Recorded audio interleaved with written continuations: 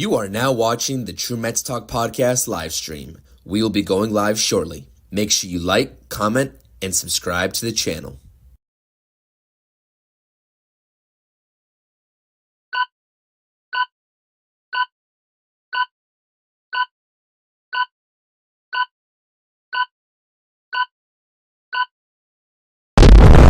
Shallow right field, stumbling start for Stewart. That's close to deep left field by Alvarez. He's homered in 4 straight games for the second time. He's homered in 4. What is up, everybody? How are you all doing today? It's your boy CP coming at you live from a hotel room. I am out of town, so if my audio cuts in and out and I look glitchy, chat, I need you all to let me know what's up. Do I sound good right now? First and foremost, I want to make sure I'm sounding good before we continue on. So let me know in the comment section in the live chat if I'm sounding good. As always, hit the live chat with your thoughts. We'll prop up some comments as usual, and we'll go about it that way. And we're going to be talking about today's game. Obviously, we have a recap of Game 7, Mets versus Cardinals. The Mets dropped this game by a score of 3-2. We'll talk about it just casually here. I appreciate you all in the chat starting off your weekend with me on this lovely Friday. Brand new start to the month. Where's that energy? Hit the chat. Thumbs up if you're ready for the weekend. Hit that thumbs up. Hit that thumbs up.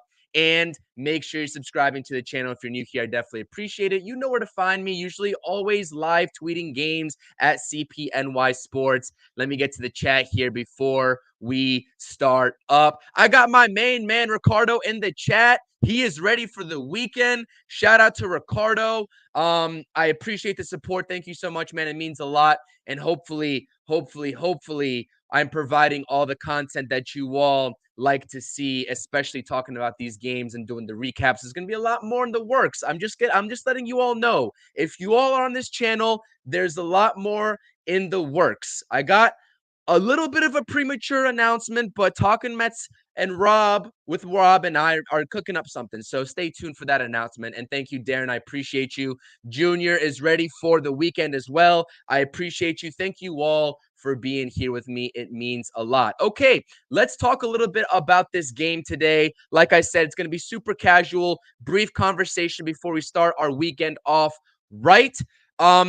We dropped this game by a score of 3-2, but I'm not going to lie to you. I don't care about these scores. Yes, the Mets are now 4-3 on spring training. I liked what I saw today from both sides of the ball, and that is what's most important. Lindor, we could talk about the usual suspects here. Lindor, 1 for 2 with a double. Alonso takes the 0 for 3 with a K. He's still batting 500 on spring training. Great. Trace Thompson, who's had a red-hot spring training, goes 0 for 1 with 2 walks. Got caught stealing. Least of my concern there. He looks good as well. It's nice to see some of the rookies and some of the prospects get in on the action there late. Ryan Clifford, I understand he didn't really make an error because the ball went right under his glove, but he went 0 for 1 with a ground out at the plate. And Jeremiah Jackson, nice to see him get a nice little ribeye, 1 for 1 with a single up the middle. Love that. But the two names that I want to talk to you all here about on the offensive side of the ball is Mark Vientos and Starling Marte, right? And I'll talk about Starling Marte here first because to start that game off in the leadoff spot, going 1 for 1 with a bunt single, drops a bunt down, wastes no time dropping a bunt down, legs it out. I love to see that from Starling Marte. Like, does that get anybody else hype? Because that gets me hype. Him doing that is basically like an FU to all Mets fans saying, I'm here and I'm healthy for 2024. I love to see that from Starling Marte. Beautiful, beautiful baseball. He got the day started for the Mets on the right foot and dropped that beautiful bunt, leadoff single. Obviously, here we're going to talk about Mark Vientos. Listen, if you all know me, you know that I still think Brett Baty is going to be that third baseman starting in 2024, and Mark Vientos is going to be our DH. I talked about Brett Baty on the last live stream. This is before yesterday's game, which, by the way, I didn't get a chance to catch because it was not televised, and I was a little bit busy during the spring training game yesterday. But I did hear through the grapevines, I was sort of refreshing my feed, that Brett Beatty did look indeed bad once again at the plate. Now, if you remember last live stream, and I'm going to be talking about Brett Beatty a whole lot more because this is just the tip of the iceberg. He looks very uncomfortable with his at-bats. Very, very uncomfortable. Tyler McGill, just want to put this out there as well. Like I said, I did not watch the game yesterday, but Tyler McGill, 3 scoreless innings. Love to see that from him. Hope to see that consistency because those were efficient 3 innings from what I heard as well. So great job there. But Mark Vientos, can we get a little bit of a round of applause for Mark Vientos? Let's clap it up. I love the approach from Mark Vientos today. Opposite field bomb that left the yard. Was able to catch the wind a little bit on that, but that is what I love. Guess what? Another opposite field hit for this Mets team in Mark Vientos going yard. I love it. I love it. Let me know in the chat. What did you all think? Did that get you hype? Because that got me hype. I'm not going to lie to you all. That got me hype.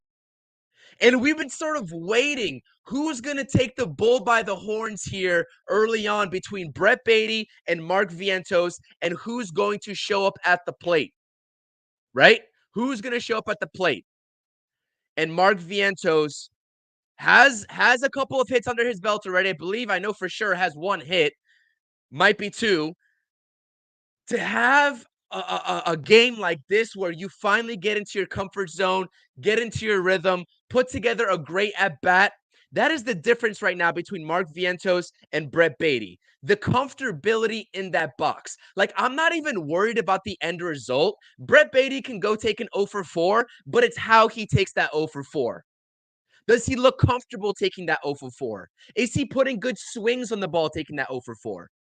To me, the answer quite clearly is no. And it's good to see Mark Vientos on the opposite side of the spectrum be comfortable today and take that ball where it's pitched, opposite field, over the fence.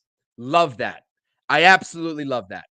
Now, let me get into the comment section here. I want to hear what you all have to think because I am rambling on. Like I said, this is a very informal discussion. We are here talking about what we saw with our very eyes. What I saw with my eyes is probably what you all saw with your eyes. I'm just up here talking about it, and I want to get everyone's opinions over here as well. And yes, Ricardo, absolutely, we will talk about Blade Tidwell, one of my favorite prospects in this Mets organization from the pitching standpoint that I don't think gets enough love. We'll be talking about him. Obviously, you see him on your screen here as well.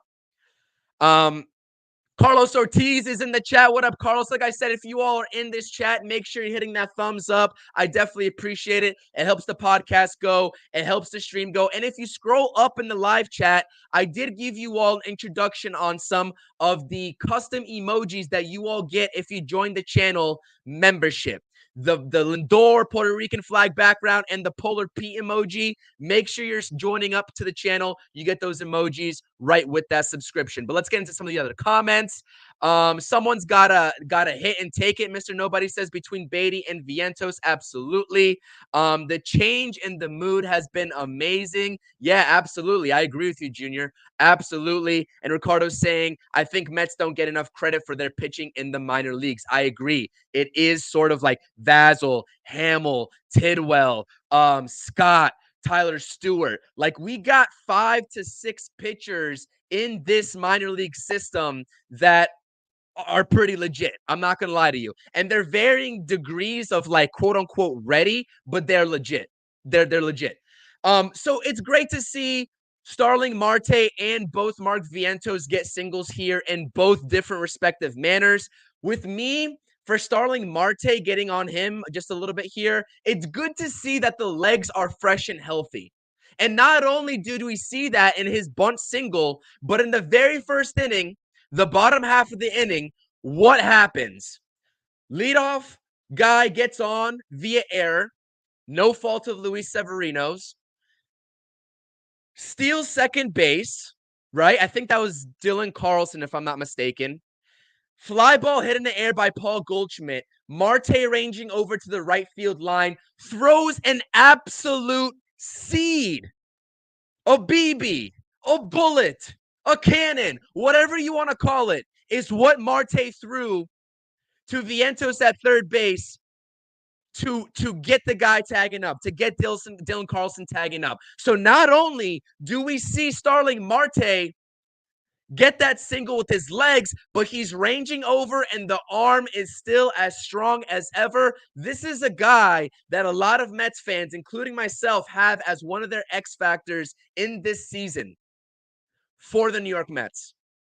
It's great to see that he is putting good swings on the ball early in spring training.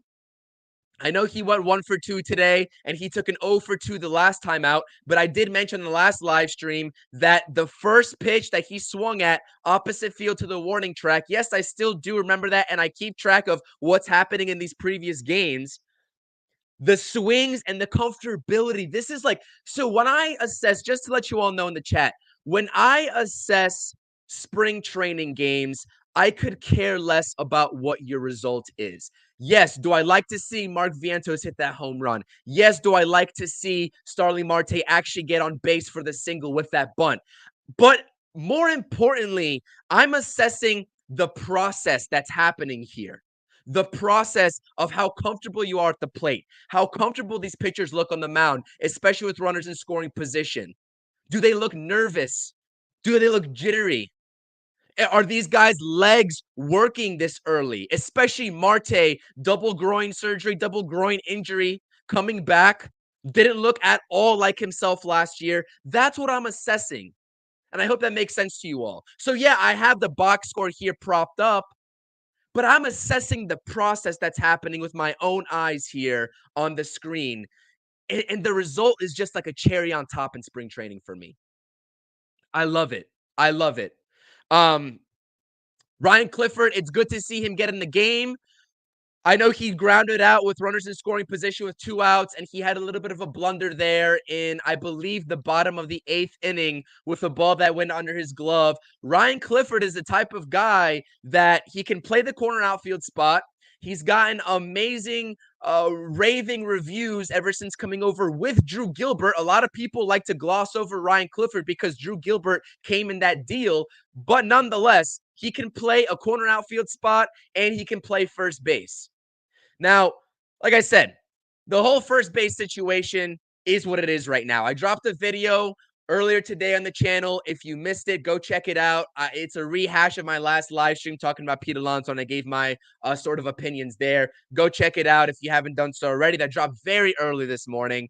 But we'll see what happens and where these guys are placed. And like Ricardo was saying earlier in the chat, for the pitching side, the same thing is happening both in the outfield and the infield. This farm system has depth, and that's what you love to see. It's awesome.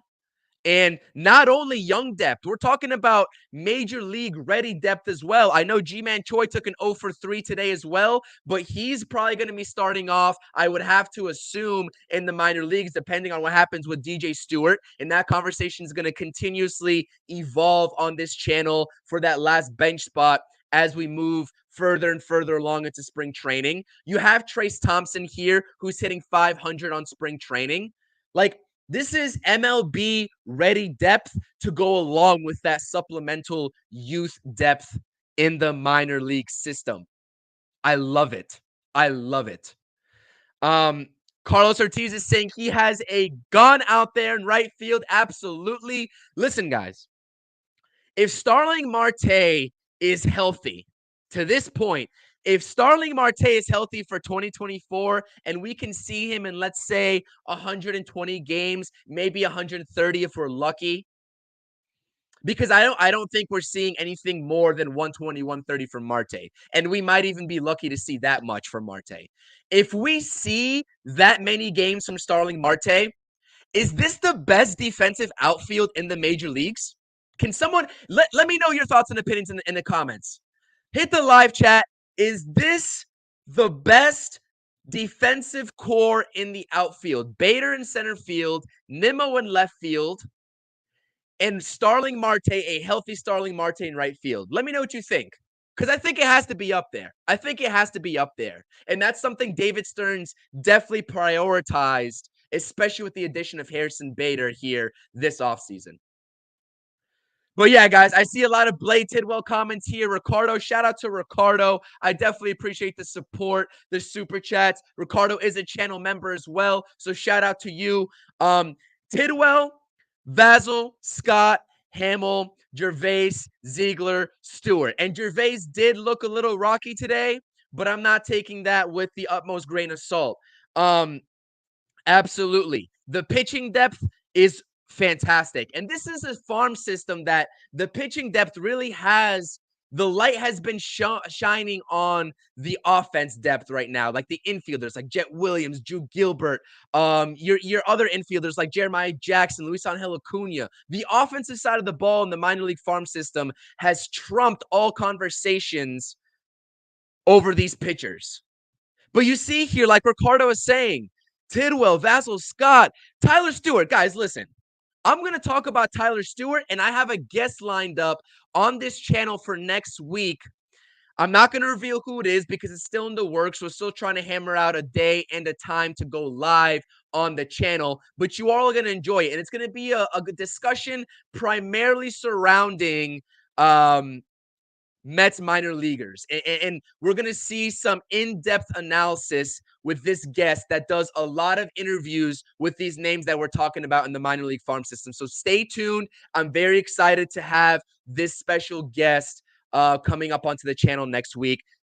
I'm going to announce it, and you guys just keep an eye on that. But nonetheless, Tyler Stewart, did you all know that Tyler Stewart is 6'9", 250 pounds?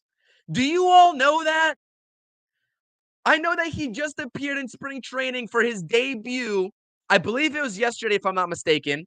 And I didn't get to watch it, and I apologize, because if I did, then I'd be talking about that game a little bit more instead of just this game. I would have done a recap of both games, but I didn't get a chance to watch it. I went on Baseball Reference and searched up Tyler Stewart's name, and I saw 6'9", 250 pounds. Can you believe it? That's insane. There's not many pitchers in this league that have a frame like that. Not many pitchers in this league that have a frame like that. Carlos saying he's got to go. Working, end of the school day. We'll catch the replay. Appreciate you, Carlos. No doubt. Absolutely. Whether you can tune in live or the replay, it's always good. The support's always good. So I appreciate you and have a blessed rest of your Friday. I appreciate it. Yeah. He's a big boy. Ethan, he's a big boy. Mr. Nobody saying the same thing. 6'9", 250. That's crazy. But that's also a guy that is 24 years old. And we talk about these prospects like Nate Lavender and Tyler Stewart, who are not young pitchers. They're not young prospects, right? And I talk about on this channel when I talk about prospects like Brett Beatty, Mark Vientos, 24-year-olds on this team. They know their defined roles. We still don't know the roles that Tyler Stewart or Nate Lavender are going to play on this team moving forward. And they're not getting any younger. So this makes it interesting to see and sort of project them out. Like, when are they going to be coming up to Queens? And I believe Tyler Stewart, I'm not going to look at his stats right now. I believe he posted a 3.5 ERA last year in AAA. Someone fact check me. Like I said, I'm live. I'm talking. I'm in the swing of things. Someone fact check me on the level and what his ERA was over there in the stats. But I think he had a short stint in AA, then went up to AAA. Maybe. But anyways, let's talk about the man of the hour, Luis Severino and Blade Tidwell. Let's talk about those guys both because they impressed today. They impressed. And no, I do not care that Blade Tidwell gave up 3 earned runs. I do not care that Blade Tidwell gave up 3 earned runs because it was a funky 3 earned runs, man. It was funky 3 earned runs. It was bad luck mixed there in between. But let's talk about Luis Severino. As you all know, if you've been a subscriber of this channel, you've been listening to all my content, Luis Severino is that guy for me to sort of be the X factor in this rotation. And what a debut he had. We've been hearing all along here that he's been throwing and impressing in his live bullpens. We all know Pete Alonso took him deep. We saw that clip of the home run Alonso hit off of him, but he also had 5 strikeouts in that live batting practice session there that he was throwing. Luis Severino is the X factor in the rotation for me, especially when Kodai Senga is out to start the year, especially. And we had the whole debate on the live stream. I had it with Talking Mets with Rob. Who's going to be the opening day starter? Is it going to be Jose Quintana? Is it going to be Luis Severino?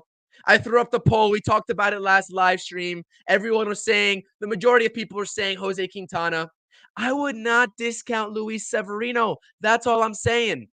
And Robert is fact checking me here saying, hey, CP, more like 275 pounds for Tyler Stewart. Great job. I think Baseball Reference in his page said 250, but if he's 275, like Robert's saying, that absolutely wouldn't shock me. So shout out, Robert. Thank you for making that correction here on the live stream. I appreciate it. Luis Severino looked good, man. He looked good. Efficient, 30 pitches, 2 scoreless innings, 1 strikeout, no walks. Love it. Starting his Mets tenure off here in spring training with a bang. Fantastic. Fantastic. Love to see that. He is my X factor. Sanders is saying Severino will win 12 games. You all know the lofty projections that I have. This is my hot take for Luis Severino. Y'all want to hear it? My hot take is that he goes back to 2017, 2018 type Luis Severino numbers that he posted with the Yankees. I'm talking an ERA in the 3s, right? I'm talking about 200 innings pitched. And I'm talking about strikeouts that we've never seen before in the past couple years from Luis Severino. That is my projection. And we went over Luis Severino's projection on the Mets Hot Stove Live that I did with Talking Mets with Rob a couple weeks ago. They're projecting him at like 26 games started. They're projecting him at like, I want to say 135 innings pitched, a 4.1 or 4.2 ERA. I have to go back and look at the Fangraphs projections, but I think he's going to beat those projections out with ease. With ease. With ease. So yeah, guys, Luis Severino, great job today. Love to see that. Wanted a clean slate the first go around because you know Mets fans would have a temper tantrum if he went out there and looked sloppy today. So I'm glad he was efficient.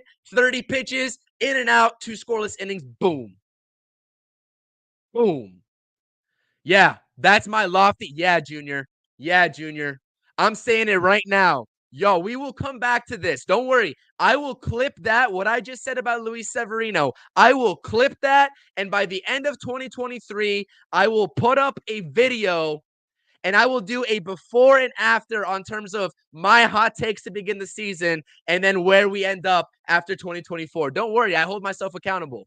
I don't backtrack, and I hold myself accountable, and I hope you all in the chat do as well, and you're going to hold me accountable for that as well. I appreciate it. So that's what I'm projecting for Luis Severino.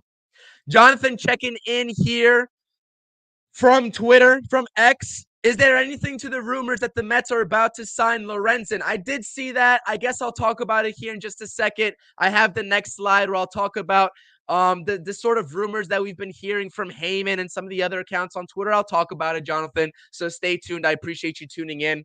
But let's talk about Blade Tidwell first before we get to that slide. Blade Tidwell. Ricardo was saying it earlier in the chat. Forgot who else was saying it earlier in the chat talking about Blade Tidwell. Darren was saying it. Blade Tidwell looked good. He looked good. And he wasn't just throwing a fastball and one of his mixes of off speed in there. He was throwing everything to these Cardinals hitters. Everything. His whole arsenal. He let it out on the line today on that mound. And you see his stat line, 1.2, 1 2/3 innings pitched, 3 earned runs, 4 hits, 4 strikeouts. Yes, the Cardinals made decent contact on some of their hits off of him. But nonetheless, to rear back and remain focused after you have, quite frankly, an unlucky inning to me. The inning started off with him striking out Jordan Walker, but Jordan Walker being able to advance to first base and get on base safely due to a pass ball.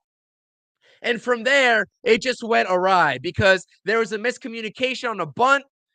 I think Fermin from the Cardinals laid down the bunt, and I think he was 3 for 3 today as well.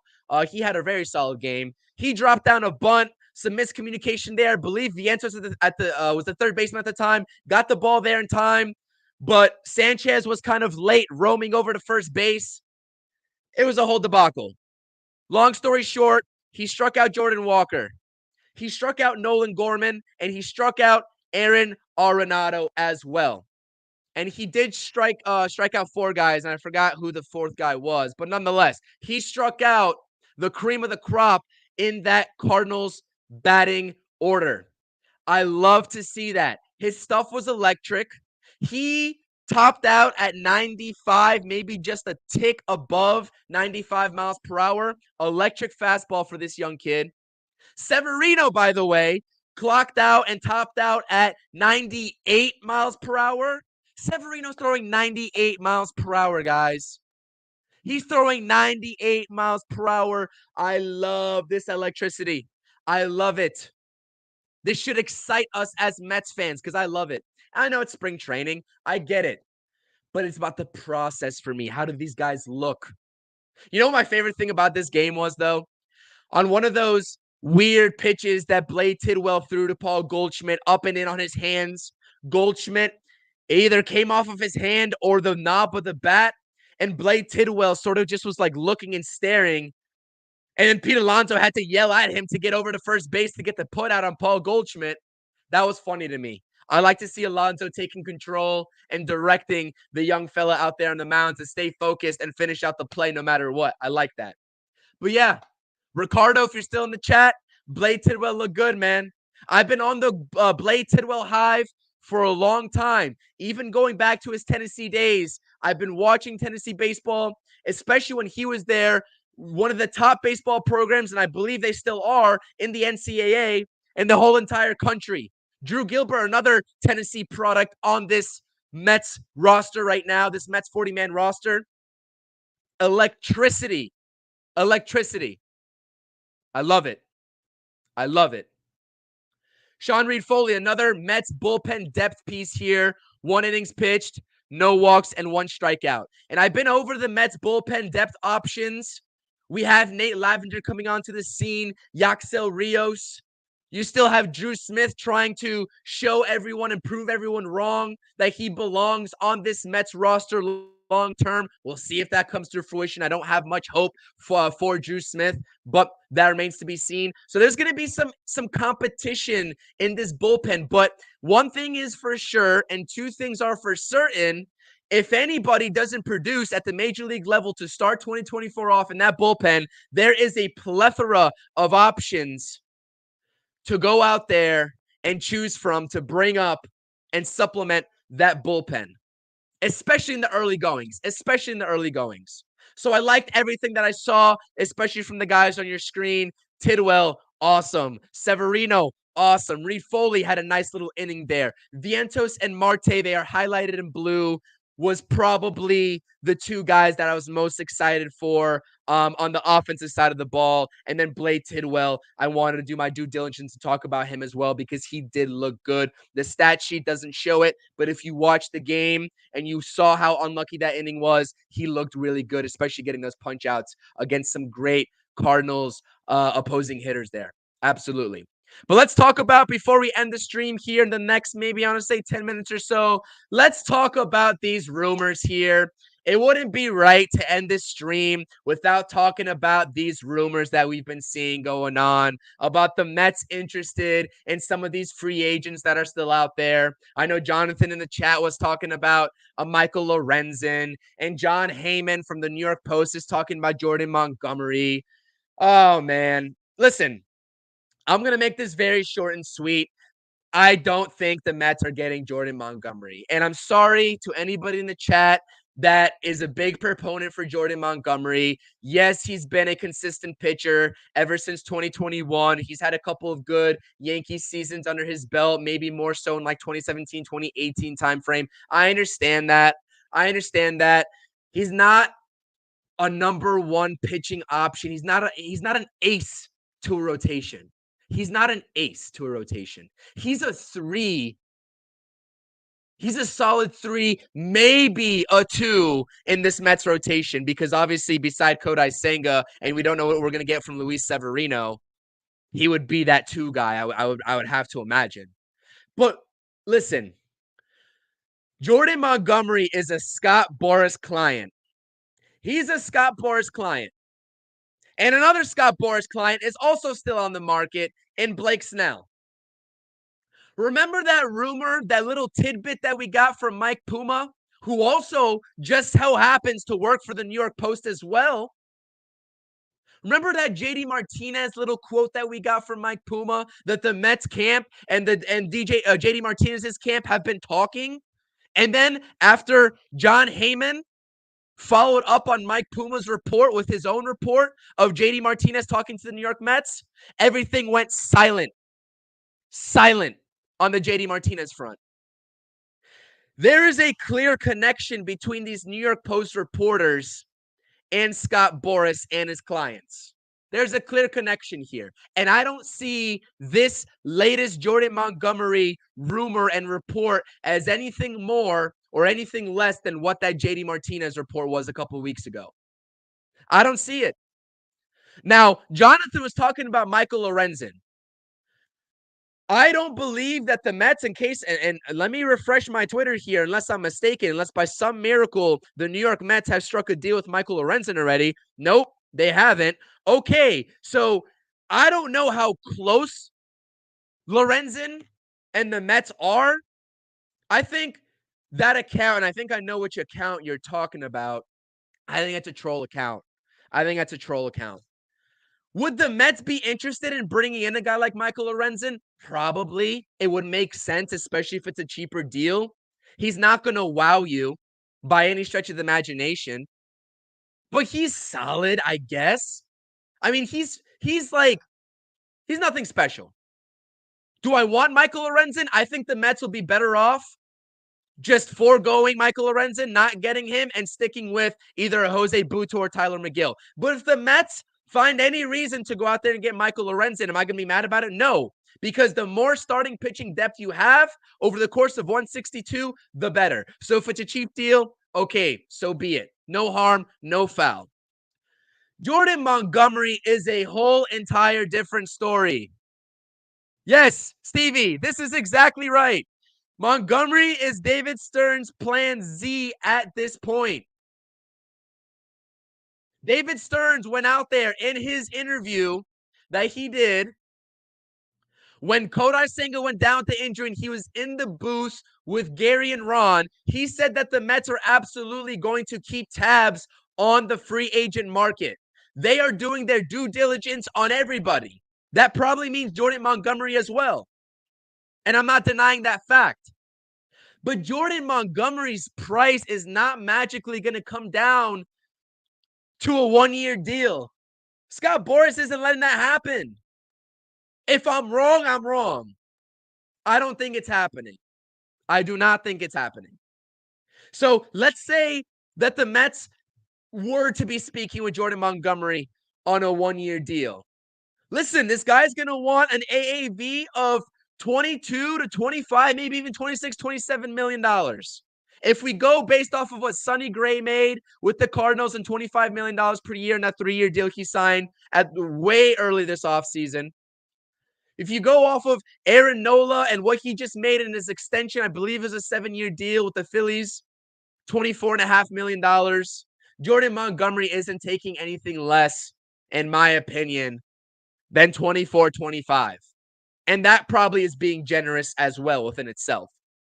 But also the luxury tax and where the Mets are at right now with this payroll makes that 24 to 25 and boosts it up to a 1-year, $40+ million signing. Do you all think realistically that the New York Mets and David Stearns are sitting there and knowing that $24, $25 million a year is not just 24 or 25, it's going to be $40+ million when the luxury tax penalty sets in? Do we realistically think the Mets are in on that? I don't. I do not. I went on record on my X account earlier today. I said it's not happening. So John Heyman can throw out any sort of reports that he wants. He can go be a puppet to Scott Boras and sort of force the Mets and drive the leverage for his clients through the Mets, because we all know that's what it is at the end of the day. Who is the team that has the biggest bag with the richest owner in baseball? That is the New York Mets with Steve Cohen. So who's the team that's going to be leveraged in order for other teams to cough up more money for those clients? It's going to be the New York Mets. It's going to be the New York Mets. And yeah, I've said it here. The mainstream reporters in the game of baseball right now, covering the MLB, free agency, and whatever, Bob Nightingale, Joel Sherman, John Heyman, it's beginning to be comedic with these guys. It's beginning to be comedic. Steve Cohen isn't buddy-buddy with these guys to be having these leaks out there like this. You think the Mets are going to leak something like that they're talking to Jordan Montgomery? Seriously? Like in serious talks with Jordan? It's not. That's not what it is. It's not coming from the New York Mets. It's coming from Scott Boras. And I've been over this, talking Mets with Rob on my live streams with him and our collaborations. We've been over this. We just saw it with JD Martinez driving that asking price up, saying that, oh, the Mets are in talks with JD Martinez in his camp. Come on, man. Come on. It's not happening, guys. My boy LV Live. I know he's a Yankees fan, but if you all are New York Knicks fans, and even if you just love baseball talk and want to hear what's going on over there on the other side of town with the Bronx and the Yankees, make sure you go subscribe to LV Live. Make sure you go subscribe to LV Live. Got some great Knicks post games and some good Yankees content over there as well. Scott Boras is paying them. Yeah, man. Like, this is like, these leaks are not coming from the New York Mets side of things. The sooner people realize that, the better. And I know, like, listen, if the Mets went out there and signed Jordan Montgomery and David Stearns was like, hey, Steve, with the way this rotation looks right now, I think we should really go out there and sign a Jordan Montgomery to a short-term deal. Would I be mad at that? Absolutely not. Jordan Montgomery in the last couple of seasons has put up stellar numbers, especially in that World Series run last year with the Texas Rangers. And props to him. He deserves his bag. It's not coming with the Mets, though. It's not coming from the Mets, though. It's not. Facts, Junior. This is important right here. You notice how Jeff Passan doesn't report these willy-nilly sort of reports. He doesn't report on the ifs. Jeff Passan is objective. He doesn't take chances with his reports. And Will Salmon, probably one of the best follows for you all if you all actually want objective reporting on the New York Mets over there covering the Mets for The Athletic. Will Salmon and Jeff Passan keep it a buck. And out of all the mainstream media guys, I respect Jeff Passan the most. I'm not going to lie to you. His body of work and the sample size there speaks for itself. So just take that with a grain of salt. No, I don't think Mets are discussing Montgomery seriously. I don't think they're having serious internal discussions about him. A guy like Michael Lorenzen might make a little bit more sense with where this team's at and what they need. Let's say they don't believe in a Jose Butto, or they want to send Jose Butto over to the bullpen to be a long relief guy, and they want some more competition with Tyler McGill for the rest of spring training. Okay, we can maybe see a Michael Lorenzen signing. Do I still believe it? No, but that's a lot more realistic if you're asking me to buy this take of Montgomery versus Lorenzen. It's a very drastic difference, guys. It's a very drastic difference. But yeah, guys, I appreciate everyone supporting the stream. Like I said, some impressive stuff today that we saw from the New York Mets. Like I said, we dropped the ball game 2-3 to the St. Louis Cardinals.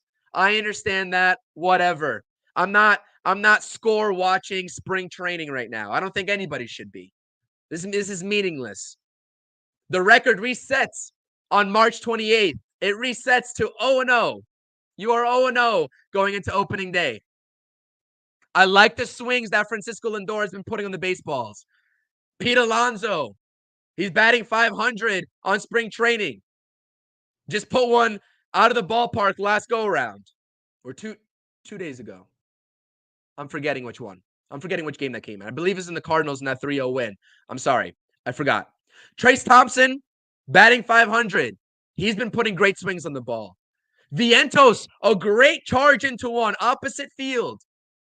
And if this is coming from Eric Chavez, if he's the one that has been working with these hitters and saying, listen, I've seen a drastic difference from what we did in 2022 to 2023, and we need to start hitting the ball the opposite way. If that's something that's coming from Eric Chavez directly, then he's a guru. Because I've said it time and time again, you look at the elite hitters in this league. Freddie Freeman is probably the best example that I can give you. Elite opposite field hitter. If you are taking the ball where it's pitched, if you are not expanding the strike zone, everything will come thereafter. Every sort of metric of success will come thereafter. It's simple. It's simple. Michael Conforto, early on in his career, great opposite field hitter, all fields hitter. Then we started to see him get a little pull happy. Home run numbers started to go up. And he's no longer with the Mets. And Carson, I know Carson doesn't buy into this. Carson is a very big proponent of pull side hitting. He wants to see the home runs. He wants to see the ball leave the yard to left field if you're a right-handed batter and to right field if you're lefty. Because that's what wins you ball games in the playoffs, is I think what Carson's take is. Carson, correct me if I'm wrong. But for me personally, I love this approach. And if the ball leaves the ballpark and the opposite field, even better, like we saw today from Mark Vientos. Pete Alonso is another guy. When Pete Alonso is hitting to the opposite field, you know that he's spot on. And he's one of the most dangerous hitters in the league if he's hitting to all fields. When he gets pull happy, pulling that outside pitch, grounding it to the shortstop, not many good things are happening for Pete Alonso probably. Just trends that I noticed. Just trends. Everybody's entitled to their own opinion, but I do like the approach here early and often, and I don't think it's by coincidence at this point. I don't think it's a coincidence that these guys are hitting the ball where it's pitched to the opposite field. Shout out LV Live. Everyone hit that like button. I definitely appreciate it. Like I said, starting the weekend off right here on the stream. It's your boy CP. We're going over everything here today. Like I said, new reports, latest reports. It's Mets for clicks. If you're a Knicks fan, you know what Knicks for clicks is. You know what Knicks for clicks is. It's the same thing with the New York Mets with Steve Cohen. This is the perfect time to get Mets fans on their high horse and start talking about Jordan Montgomery again. After we finally saw that ship sail in terms of the conversations of the offseason, this is the time that these reporters decide to bring it back up and get everyone to start talking about it again. I'm not buying into it. Nobody should buy into it. It's not realistic money-wise. The situation and the fit could make sense. It could make sense. This is a guy you could probably give a multi-year deal to. I wouldn't say 6 or 7, but maybe a 4-year deal and have an automatic guy in that rotation next season. But he's not an ace. He's not an ace by any stretch of the imagination. And for Mets fans to expect David Stearns to pivot just to go out there and get Jordan Montgomery because Kodai Senga got hurt is not realistic. They're not going to panic buy and go out there and sign Jordan Montgomery and just give up everything to what Scott Boras is demanding. It's not happening. Carson got into the X's and O's of the movement, the spin rate on Lorenzen, I believe his slider in last season. Lorenzen, I know you're a proponent of Lorenzen. Like I said, that's a lot more realistic to me than a Jordan Montgomery. I think Lorenzen has decent stuff, but then again, the numbers are what they are at face value. He's not anything special. He's immediate competition to a guy like Jose Butto or Tyler McGill at the maximum. And I already said earlier on this live stream, I loved what I saw out of Tyler McGill. Last go around, scoreless innings, efficiency, which is the main concern with Tyler McGill, is just efficiency and how hard he has to work in these innings. But I loved what I saw. I loved what I saw out of him. And that new pitch, everybody pay attention to that new pitch that he has. What do they call it? The American Ghost Fork? What do they call it? Whatever. It's a new pitch, new to his arsenal. Could be something. It could be something. Ricardo's saying he's going to pass on Lorenzen. So like I said, yeah, I absolutely agree with Ricardo. This is a guy that I wouldn't mind the Mets bring in just because that starting rotation depth is never a bad thing, especially with injuries. Like Kodai Senga's already down. Luis Severino has his fair share of concerns. Jose Quintana's not getting any younger. But if they go out there and they don't get Michael Lorenzen and they just decide to stick with what they got in terms of opening up a spot for Christian Scott or Mike Vasil to come up and show what they got if there's an injury that happens, I'm fine with that too. Sign me up for either. To be honest with you, sign me up for either. I'm indifferent. I'm indifferent. But the spork, that's what it is. Junior's saying the spork. Yeah. The spork pitch. Okay. The spork. Yeah. So we'll see what he has with that. Tyler McGill is a guy that really hasn't taken that next step for the New York Mets like we all would have hoped. Right? We saw him before pre-injury. He was throwing 99, even upwards to 100 miles per hour. That is not Tyler McGill's game anymore. He's at a cool 94, 95. Maybe if he's lucky, gets up there into the 96 range. But for the most part, mid-90s. We don't see that overpowering 99, 100 miles per hour anymore from Tyler McGill, which is fine for me. But it's all about efficiency. When I assess Tyler McGill, how quickly can he get out of an inning without throwing 100 pitches over 4 innings pitched or 4 2/3? That's been Tyler McGill's weakness. And that's why the Mets sort of flirted him around with the bullpen, which I don't think is the right positioning for Tyler McGill. I don't think he's a good bullpen piece. I don't. But it's about efficiency for Tyler McGill. Carson's saying Lorenzen would probably slide over Lucchesi and maybe Butto. Yeah. If he got more strikeouts, he'd be an instant. Yeah. Frontline arm. Yeah, I agree with you. And like Carson was saying, like you said, I remember in the group chat, you were saying that he's got good stuff. Like the spin rate's there. The advanced metrics on his pitches are there for Michael Lorenzen. It's just that the numbers, like at face value, he doesn't pass the eye test for many people, I think. I think that's what it is. He doesn't pass the eye test. And like you said, Carson, not many strikeouts for that put away pitch for Michael Lorenzen in times where he probably really needs one. So, yeah, guys, that's it for me. I just wanted to do a quick recap, get you all something. Like I said, I am in a hotel, so it's great that the Wi-Fi sort of held up to do this stream. Probably will be a little bit on the quieter end from me this weekend. I understand we have a great slate of pitching tomorrow in tomorrow's game. I believe we have both Scott and Vasil, if I saw correctly, on the mound, as well as Sean Manaea, who will be starting the game.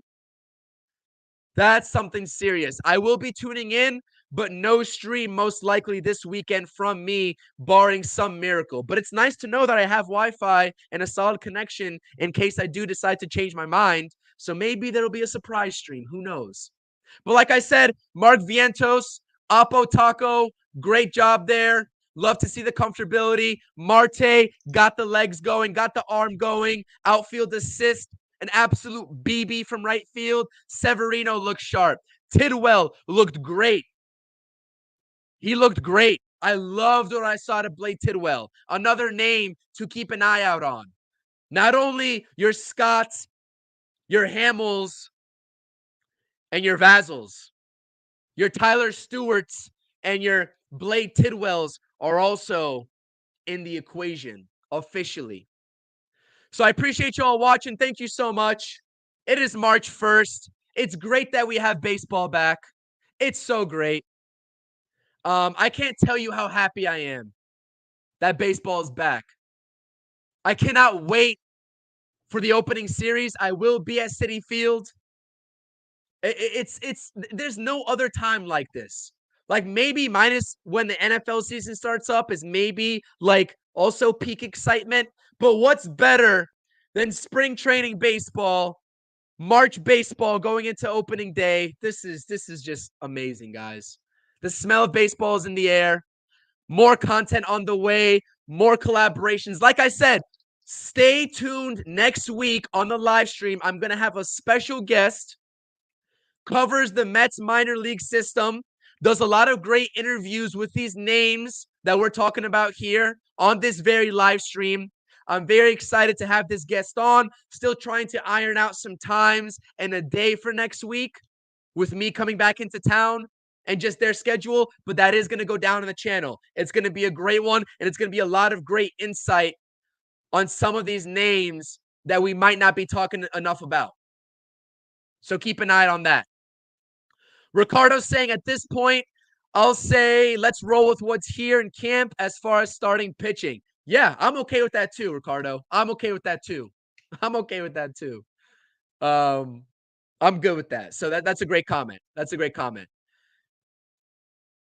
Jay saying, I have totally written off Marte. Would love to be proven wrong. This is where a lot of fans are sort of split on. Like, we see this type of performance from Marte. Legs look fresh, but are we going to see it consistently over the course of 162? Like I said, we're not seeing anything north of 130 from Starling Marte if I had to guess this season. If we get 120 games out of him, we'd be lucky. We'd be lucky. I would assume that the Mets are going to try to preserve him early and often, but we'll see how they decide to sort of throw him out there, like and what sort of mix. We'll see. We'll see. Daniel's saying, if you see a guy 6'5", 275 with the Mets jersey, you know who it is. Yeah, Daniel, I'm going to see you. I'm going to see you. Saturday, March 30th is when I'll be in the building for that game. I'll be with my boy Pask, Sunny Days in Flushing, Sunny Days Media. Talking Mets with Rob's going to be there. It's going to be a great time. Hope to see some of you all there, absolutely in person. Hope to see it. A lot of potential in this Mets minor league system. I'm very excited for this season, to say the least. I hope you all hear it in my voice. I'm sort of like losing my voice with how excited I am. Hopefully you all love the enthusiasm, because I love the New York Mets. And I think that we're in for a good season. I think we're in for an exciting season. And the content is just only getting started. Like I said, channel memberships are now available. You get early access to videos. The video that I propped up today, you would have saw that last night if you remember. Member-only polls. You get custom emojis. Scroll all the way up in this live chat, and you'll see the Francisco Lindor custom emoji, the Pete Alonso custom emoji. You all can use those in these live streams. And by the way, there is also a CPNY Sports long sleeve t-shirt that you get with the We Bleed Orange and Blue channel membership. I'll probably be giving one away in a channel giveaway as well, just to give back to you all. So pay attention to my X account at CPNY Sports. Here's my ad if you don't follow me on there, and pay attention to the community tab here moving forward on the channel. I will be doing some merch giveaway as well to give back to you all in support of this channel. I could not be more thankful for you all supporting this channel. Hit that thumbs up button, subscribe, bottom right-hand corner if you're watching this. Subscribe to the channel if you haven't done so already. On the fast track to 600 subscribers. I thoroughly appreciate the support, and thank you all for inputting and chiming in with your thoughts here. Much appreciated. Shout out to Ricardo, channel member. Shout out to Carson. Shout out Darren. Everybody, Mr. Nobody, Carlos Ortiz, Richard, Daniel, Junior, LV. That's my sports. Sanders, Jonathan, Robert. I'm going up and down the list here. Ethan, Lane, everybody. Everybody, thank you for the support. I appreciate it. A lot more content. Keep rocking with me. And as always, guys, let's go Mets. It's about the process in spring training, not necessarily the result. We'll keep monitoring these at-bats, and we'll keep monitoring guys like Mark Vientos and Brett Beatty as we start to see these more consistent at-bats for those two guys. As always, I appreciate it. Thank you for support. It's your boy CP. I'm out of here. Have a blessed Friday and have an even better weekend. Peace. Thank you for watching the latest episode of the CP New York Sports Pod. If you enjoyed this content, make sure you hit that thumbs up, comment your thoughts and opinions, and use the lower right-hand button of this video